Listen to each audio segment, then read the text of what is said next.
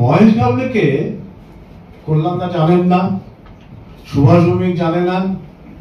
পরের দিন সকালবেলায় দীপককে নিয়ে আমি গোয়া চলে গেছি। গোয়ায় যে সে কি সিন হিন্দি ফিল্মে দেখা যায়, 22-24টা গাড়ি ঘিরে রয়েছে, আমাদের প্লেয়ারের কাছে যেতে দেবে না, রাত্রি অন্ধকারে পৌঁছাচ্ছি ইত্যাদি বহু রকমের সিনারি হচ্ছে। দীপককে বললাম তুই ওকে কোন রকমে ডেকে হোটেলে পৌঁছা, বাকি কাজটা আমি করব। তো আমরা দীপক ডেকে নিয়ে এলো, আমরা হোটেলের ছাদে চলে গেলাম, গিয়ে কথাবার্তা বলে ওকে অর্গানাইজ করে সাইন করিয়ে, স্বপনদা তখন গিয়েছিল আই লিগের একটা মিটিং করতে। স্বপনদাকে বলেছিলাম অন্য একটা হোটেলে গিয়ে তুমি থাকো, ওখান থেকে ছেড়ে দাও। স্বপনদাকে ডাকলাম, ডেকে ওই ইন্টারেস্টেড ফর্ম দিলাম, দিয়ে বললাম গোয়ায় যে এয়ারপোর্টে যে তুমি রাত্রিরে ওখানে যে শুয়ে থাকো, পরের দিন সকালবেলা তোমার সাথে দেখা হবে। এইসবের ভিতরে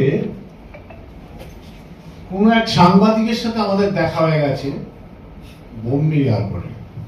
সে তার খবর করে দিল, দেওয়ার পর কল্যাণদা এবং সুভাষ ভৌমিক দুজনেই রেজিগনেশন দিয়ে দেবে।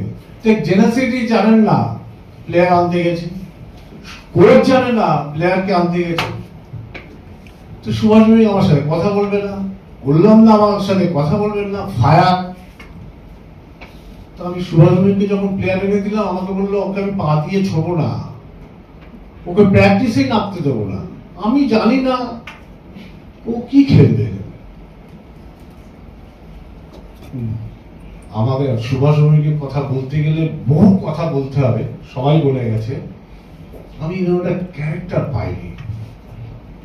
ফার্স্ট ডে প্র্যাকটিস করার পর আমায় ডেকে নিয়ে বলছে ও আমাকে ট্রফিটা এনে দেবে, জানিস, জলের বোতলটা তুলে বলছে ও আমাকে ট্রফিটা এনে। আমার দীপক আর মহেশকে পেয়ে গেছি, আমার কাউকে চাই না।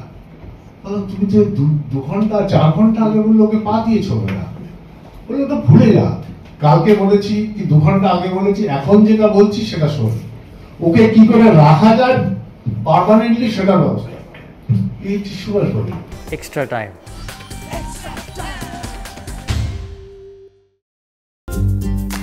লেটেস্ট নিউজ আর এক্সক্লুসিভ ভিডিওর সঙ্গে আপডেট থাকতে এখনই সাবস্ক্রাইব করুন আমাদের ইউটিউব চ্যানেল। বেল আইকনে ক্লিক করতে ভুলবেন না যেন।